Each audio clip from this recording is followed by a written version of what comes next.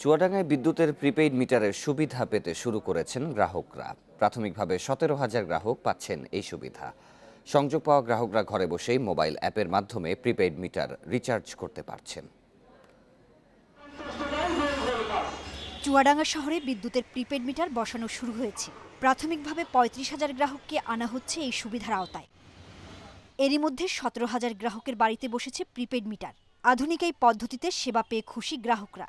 এখন আর লাইনে দাঁড়িয়ে বিল পরিশোধের মতো ভোগান্তি নেই গ্রাহকের, নেই ভৌতিক বিলের বিড়ম্বনাও। বিচ্ছিন্ন হয়ে গেলে আপনি টাকা ভরে দেবেন, স্বয়ংক্রিয় আবার আপনার লাইন চালু হয়ে যাবে। তাহলে এই সিস্টেমটাই ভালো, আপনি কারো কাছে যেতে হচ্ছে না, হয়রানি হতে হচ্ছে না। বিদ্যুতের বিষয়ে সরকার যে উদ্যোগ নিয়েছে এটা অত্যন্ত ভালো, যে প্রিপেড মিটারের এই উদ্যোগটি। এটা খুব ভালো সুবিধা হয়েছে, এটা খুব ভালো লেগেছে। আমি এতদিন ধরে কারেন্ট ব্যবহার করছি। এই পদ্ধতিতে গ্রাহকরা সেবা কেন্দ্র কিংবা বাড়িতে বসেই মোবাইল অ্যাপে প্রিপেড মিটার রিচার্জ করতে পারছেন।